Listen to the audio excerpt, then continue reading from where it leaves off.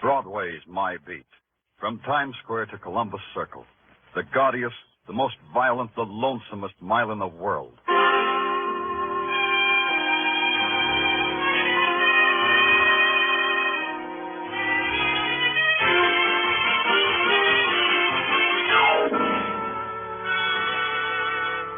Broadway's My Beat, with Larry Thor as Detective Danny Clover.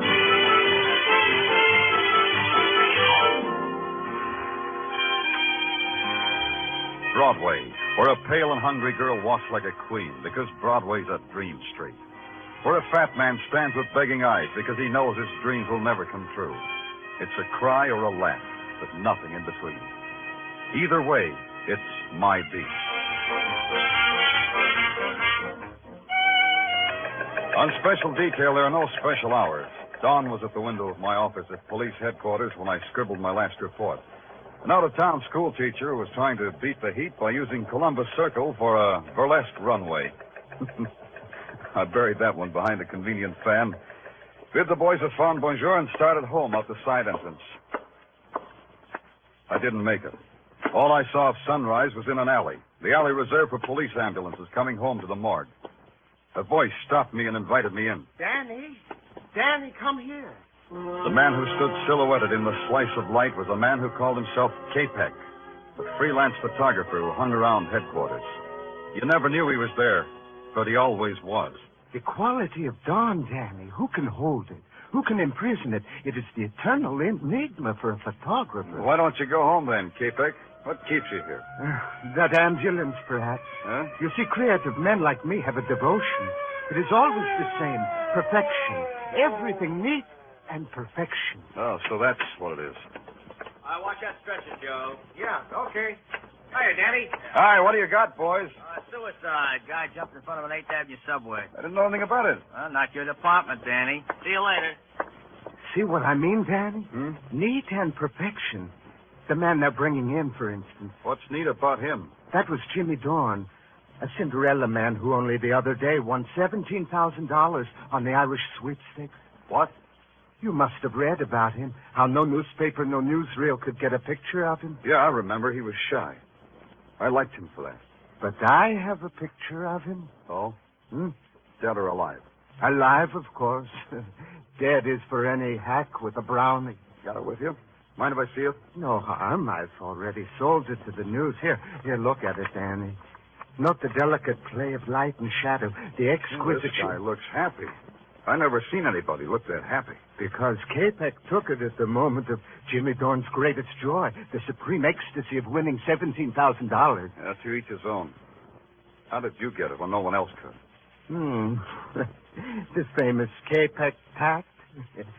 It cost me $50 to arrange it. But the news paid me twice that. That much, huh? When Mr. Dorn committed suicide, it raised the price. You see, in the newspaper game, one must know. Excuse me, K-Peck.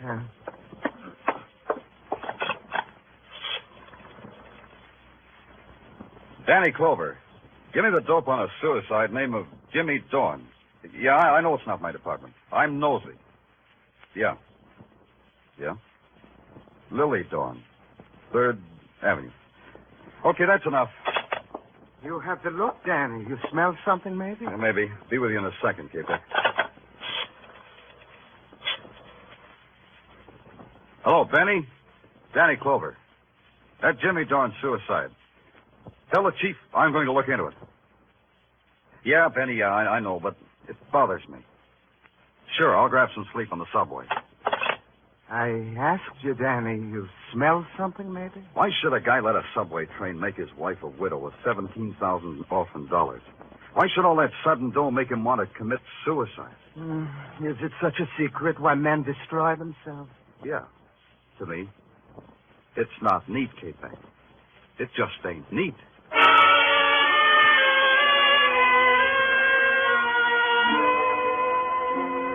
3rd Avenue is a tenement 5 stories high and miles long.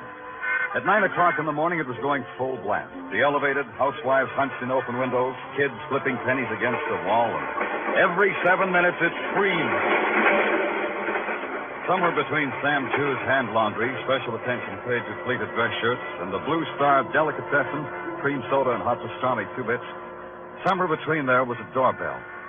I pushed it.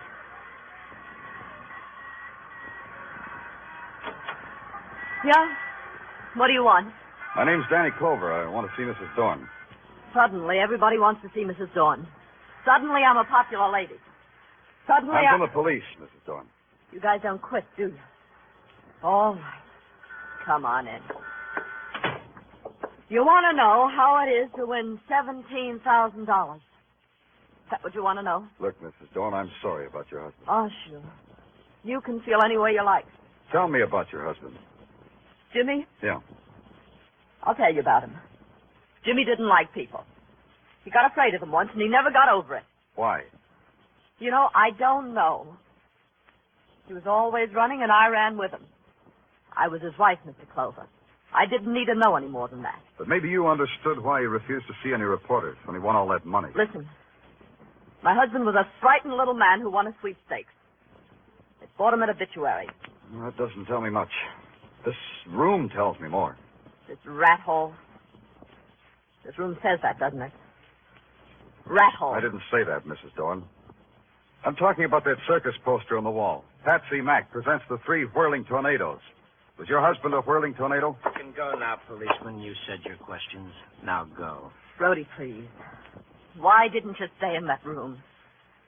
They can't do anything more to us now. Come right on in, mister. Who are you? I'm a clever boy. I don't win sweepstakes, but I stay alive. Yeah, real clever. Now, what about this circus poster?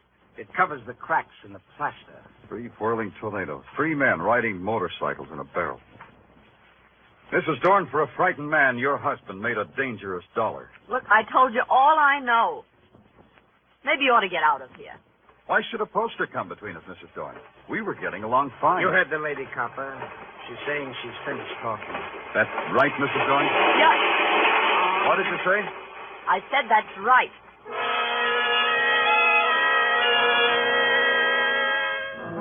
Maybe I should have let it alone, got some sleep. But it kept eating at me. When I found out Jimmy Dorn rode a motorcycle in a barrel, everybody got unhappy. I don't like it when it gets unhappy. So I took a walk and found myself on Broadway in front of a tired building that has a lot of names. You take your choice. You walk up 4 flights and you get 4 offers. You're perfect for a fairy tale ballet that's opening in Newark. You make a stunning cover in a muscle magazine. Can you play first trumpet with a Bob Hawaiian outfit? If you got a song that's trying to be public, call it a slight fee, of course. And on the 5th floor, you find what you were looking for. The office of Patsy Mack, promoter, entrepreneur, and a doll of a guy. Well, it isn't Danny Clover. Hi, Patsy. You still pounding the stem, Danny? Aren't you ever going to be promoted? Promotion means a desk job away from Broadway. Who wants that? Yeah, I know what you mean. Can I give you something? Grape juice would be keen. I've got 3 fingers left of a bottle given me by a bearded lady who was enamored of my social standing. It'll bring a smile to your lips. You drink it, Patsy, and thank her for me, Patsy. Send her a dozen blue roses, or is it red roses for a bearded lady? Yeah, I'll do that. She'll appreciate it. She loves delicate things. Don't they all? Patsy, tell me a story. Okay. Now let me see. Oh, have you heard the one Yeah, about... tell me the one about the 3 whirling tornadoes. The 3 tornadoes? What fond corner of your memory clutched onto them? Tell me about them. Well, I don't remember much about them, Danny. They've been out of the business a long time. The 3 tornadoes, huh? Well, there were 3 of them. Thanks. There was no one else connected with them. Oh, no. The tornadoes ran their own carny.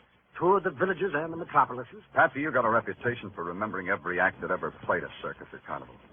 What were their names? Oh, you put me on my metal, boy. Now, let me see. There was Jimmy Dorn. Dorn. Yeah, I think. Oh, say, could he be the one who ended up under a subway this morning? I'll look into it. Who were the others, Patsy? Well, there was a fellow named, let me see now, a Russian kind of a name, Danilov. Yeah, that's it, Joe Danilov. Joe Danilov. And the 3rd? Oh, now you're pressing me, boy. The 3rd was a man named, let me see, Brady? No. That wasn't it. Could it have been Brody? Brody, that's it. Well, how'd you know, Danny? Brody, it's a short jump. I'll try real hard. You're sure there was no one else connected with the act? Well, now come to think of it, there was another guy. Yeah? He backed the show, I think. Oh, his name doesn't register, Danny. This guy whose name doesn't register. Was it you? Oh, are you kidding? I had nothing to do with the tornado. Well, Thanksy, thanks a lot. You're a gentleman and a scholar, Patsy. And a liar. I left Patsy there waving his jaw at nothing, which was about what I had. Nothing.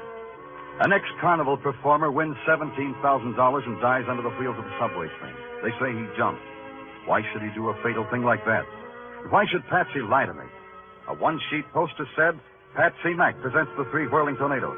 Patsy had just told me he had nothing to do with the tornadoes. Well, there's another guy I know, in another place I know. His name's Pop, and he takes care of the file room of a magazine. Magazine that tells a lot about people, especially the people who show people. The file room was deserted except for Pop. What you doing down here, Danny? Wrangling, Pop. Oh, you don't have to hide that comic book from me. My wife packs it with my lunch, Danny.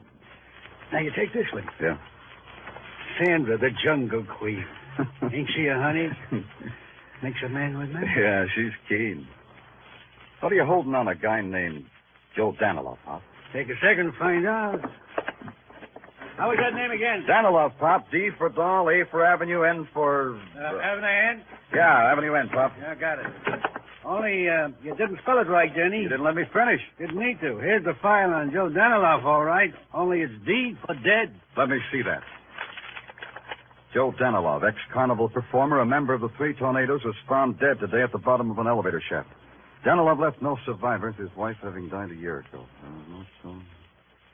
Hey, how about this? How about what? Listen, a week before his death, Danilov came out of obscurity to win a cross-country motorcycle race with a purse of $1,000. So he made funeral expenses. That's hot news, huh? Last night, another man, a man named Jimmy Dorn, came out of obscurity to win a lot of money. He died, too. 2 whirling tornadoes all played out, one after another. You know something, Danny? What? I don't know what you're talking about. Oh, sorry, Pop. I was playing with a jigsaw puzzle. Well, you sit right down there and do just that. I'm going upstairs for some coffee. You want some? Coffee, Daddy. Want some? Yeah, your coffee. Be nice, Pop. I'll just be a few minutes. Don't let anybody kidnap Sandra, the Jungle Queen. Yeah. 2 whirling tornadoes. The third one named Brody. Maybe you'll blow away, too. Brody and the bitter widow Dorn, and Patsy Mack, the sweet guy who told lies. That you, Pop? Oh.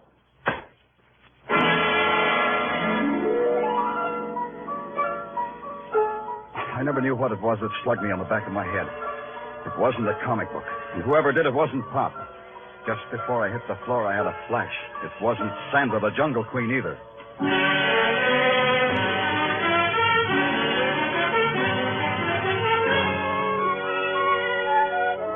You are listening to Broadway's My Beat with Larry Thor as Detective Danny Clover.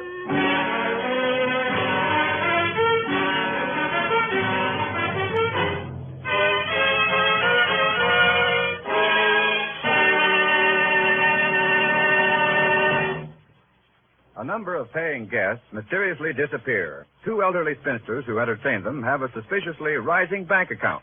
And it's a murder farm story for Casey, crime photographer, to explore on CBS Tonight. Also on CBS Tonight, you'll hear the network's famous series, Escape, in place of Suspense, while Suspense is on summer leave of absence. Tonight's opener on Escape will be John Russell's famous story, The Fourth Man, a tale of a Pacific Islander adrift on a raft with 3 murderous companions. Be sure to hear Murder Farm on Crime Photographer and The Fourth Man on Escape tonight. They come to you on most of these same CBS stations. And now back to Broadway's My Beat.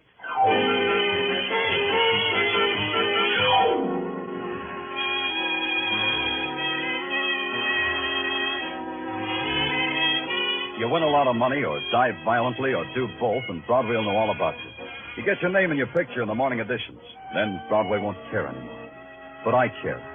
Maybe it's because I've got a cop's curious mind, but it bothered me why Jimmy Dorn died. So I made it my personal business. And so far, business was rotten. I was on my back when Pop brought me to. It took a little longer to find out that the press clippings I was looking at weren't around. That's a new one. Roll for some old press clippings. This needed thinking. To think, a cop's got to eat. To eat, there's a classy sidewalk cafe on the corner of Broadway and 47th where you stand up to a hot dog and a cup of coffee that dares you. I threw a lump of sugar at it when someone tapped me on the shoulder. Hello, Danny. Mind if I join you? Oh, K-Peg, not at all. Grab a napkin. Danny, somehow you look unsymmetrical today. What happened to your head? I had it done over. Oh, you're detectives, always intruding yourselves into violence and danger. Who did it, Danny? Person or persons unknown. Oh, you should go home and get some rest. Yeah, what about you, K-Peg? Don't you get any sleep either? I am a vain man, Danny. I've been waiting for the noon edition of the news to come out. It has the picture I took of Jimmy Dorn. Look at it, Danny. Yeah. Is it not a magnificent reproduction? Yeah, it's quite a picture. How'd you catch the expression? For an artist like me, it is a matter of precise timing. But somehow, I feel the caption beneath this picture is not right. What do you mean? I feel the caption should not read suicide. It should read murder. Oh? Makes you say that? I have captured death in my pictures for a long time, Danny. This is the face of a man whom death was about to touch with murder, not with suicide. You talk prettier, but you think like a cop. The elements for murder are three, Danny. A widow with $17,000, perhaps a boyfriend, and... Wait a minute, Danny. Where are you going? You haven't touched your... I've got to make a call. So you can't eat first? Who calls on a rich widow with onions in his breath?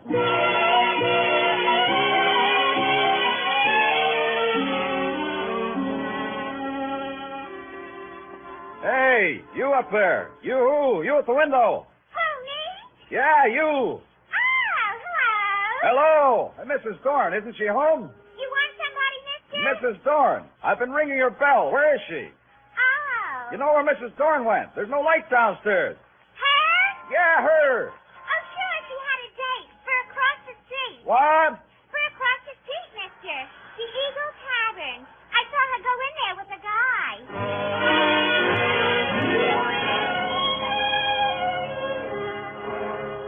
The Eagle Tavern took up 40 front feet of sidewalk, and its insides were designed to take up thousands of man-hours of loneliness. Right now, there were only three lonely people. The bartender, Mrs. Dorn, and Brody. Mrs. Dorn and Brody were standing at the end of the bar trying real hard. I hated to do it, but I decided to ruin their evening for them. You don't know when to quit, do you, Clover? Why do you keep coming around? Like I was saying, Mrs. Dorn. What are you drinking, Mac? Nothing at all. Yeah, you can nurse that a long time. Mr. Clover, look. Please, we don't want any trouble. We got all the It's this way, Mrs. Dorn. A long time ago, a man named Joe Daniloff fell down an elevator shaft and was killed. Seems like he was nobody until he won a motorcycle race. Then he got his name in the papers. Then he died. What does that do to you? What should it do to her? I'll try a refresher. Joe Daniloff was a whirling tornado. He belonged in your husband's act, Mrs. Dorn. Try to react on that. I don't know what you're talking about. You got your reaction, Clover. Now blow. Mrs. Dorn, you know your husband just might have been murdered. No. Try it, Mrs. Dorn. Consider it. You've got no manners at all. All you've got is a loose mouth. Wait a minute, Brody. The man said somebody might have killed Jimmy. Do you think so, Brody? This guy's trying to put poison in your brain, Lily. Don't listen to him. You think I shouldn't, huh? Why should you listen to you, Brody? Go read a book, copper. Go read a book and find out why I should hang around a woman who's married to my best friend, Jimmy Dorn. Maybe you're waiting for him to die. He did, didn't he? Yeah. I never thought of it before. Jimmy's dead, and that makes you number one boy to a lady who just inherited $17,000.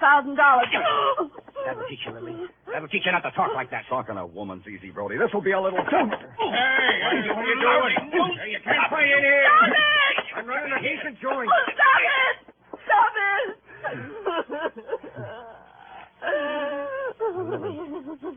Lily, I'm sorry. Don't cry, Lily. Please don't. Talk to him, Brody. Tell him what he wants to know. Tell him what you never told me.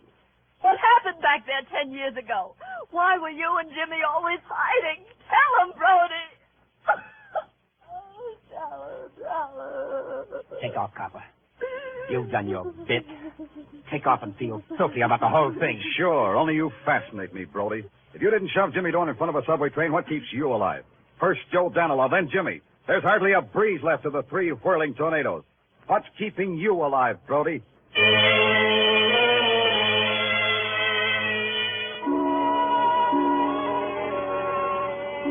Now there was a guy I just had to see. K-Pex. There was a chance he had taken more than one picture of Dorn. Maybe in the background I'd see a familiar face. Out in Sea Beach near Coney Island, I found the door with K-Pex's name on it.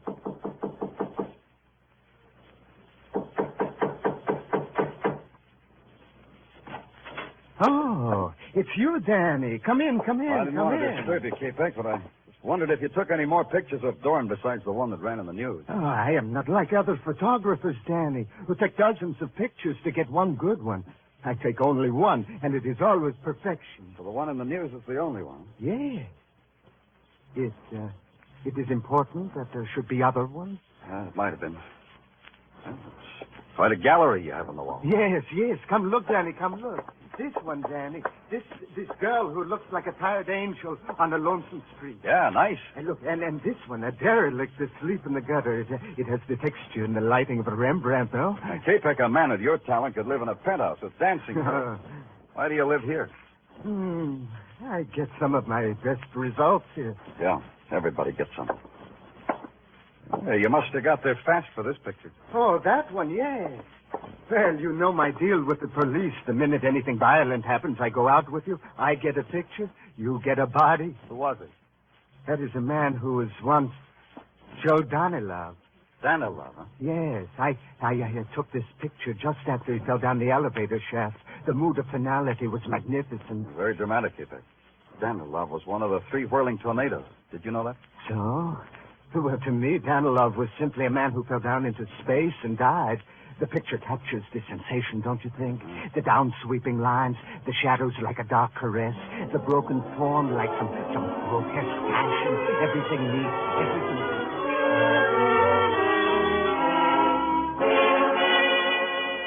I don't think Capek even saw me open the door and leave. It's a long subway ride and a transfer back to Broadway. Coming up from an underground of naked concrete into the blare of 49th Street, well, there's a magic to it. I didn't have time to enjoy it. I had a job to do and a chance to take. And the chance paid off. Patsy Mack was in his office working late. Okay, Danny, so I lied to you about my connection with the tornadoes. And why not? First Joe Danilov, then Jimmy Dorn. Next, maybe me. Why should I take a chance? They were accidents, the people say. Oh, not just accidents. Danny, not that kind. Tell me, Patsy, why do you think you'll be next? I don't know. This looks like everybody connected with the tornadoes is written down in a little black book. Tell me more, Patsy. This time I'm leveling, Danny. Once I managed the tornadoes, but I dropped them like they were a basket of snakes. Why? What'd they do? Remember, I told you there was another guy, their backer? Yeah. Well, he got sick. He went to a sanitarium.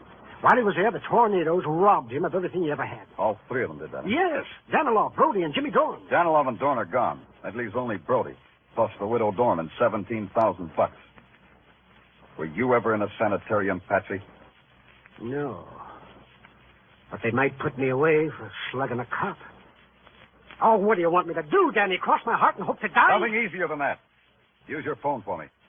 Anything for a friend, Danny. But you are my friend, aren't you, Danny? Call Billboard for me. Oh, what? Personal ad, Patsy. A personal ad on the front page where a guy in the show business would be sure to see it. You phrase it. Phrase what? Just this.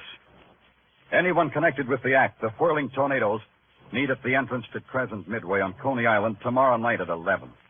Have information to wind up affairs of the tornadoes. Phone that in, Patsy. Because you say so, friend? Because the police say so. And Patsy, Yeah? sign your name to it.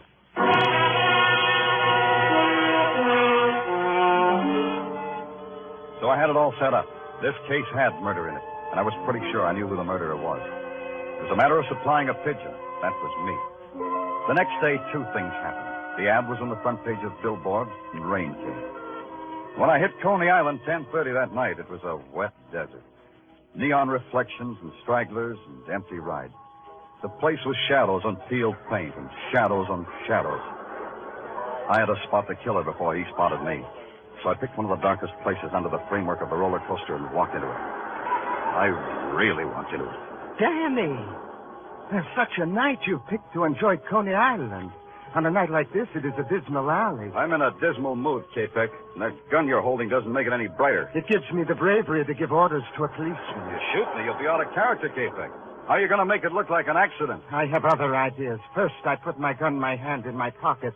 Now I say to you, let's go. Walk, Danny, walk. You know, Capek, I think you loused up the job. A long time ago, you told me everything was neat and perfection. You forgot to tell me you put up the dough for the Whirling Tornadoes before you went to the sanitarium. So you killed Danilov and Dorn. But Brody gets away, huh? Brody in time, policeman. But first, you and I take a ride on a roller coaster. Yeah. wondering how you'd manage it. Neat and perfection, Danny. Now get on. I'll pay for the tickets when the ride is over. In here, Danny. You get in the first car. I'll sit in the car behind you. How are you going to work this, K-Peg? You going to slug me and heave me over? Like I said, you can't shoot me. Then it wouldn't look like an In accident. a few seconds, when we get to the top, you will see. And I'll keep your hands to your sides, Danny. That's better. Going to get a picture of this one, too, K-Peg? When we get to the top, you will see. The top was 2 seconds away. Now, Danny, stand up. Stand up. I stood up. Out of the corner of my eye, I saw him rise, See too. how I Take make the gun it out of look his like an pocket, its accident, barrel in Danny? his fist. His arm came up in a wide arc, and that was the break I was waiting for. His body arched forward to strike. I twisted, grabbed his hand and elbow, and threw. Let go of me, Danny.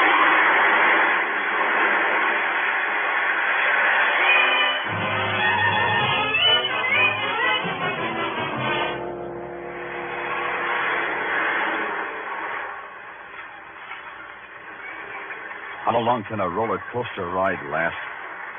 Long enough. Long enough to piece together the jagged edges of some frightened lives. Danilov and Dorn murdered. Murdered because they'd crossed a twisted man named K-Peg.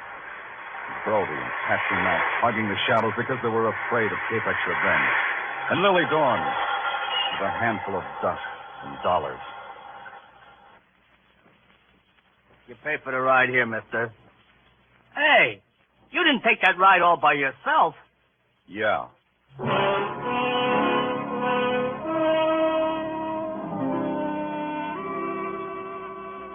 A little while later, an ambulance came and picked up the dead, broken body of K-Peg.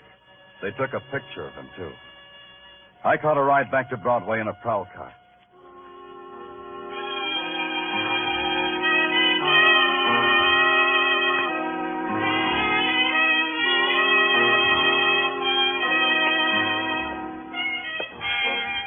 It stretches out in front of you, this street called Broadway, like a midway to some cruel and fantastic circus. And you're the performer. You can walk the high wire or play it safe in a cage. Me? I guess my dodge is the wire. The gaudiest, the most violent, the lonesomest mile in the world. Broadway. My beat.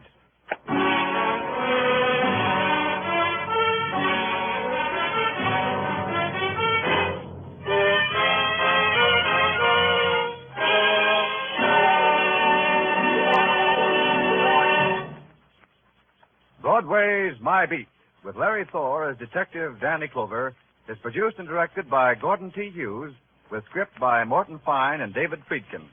Musical direction is by Lud Bluffkin. Be sure to join us again next week, same time, same station, for Broadway's My Beat.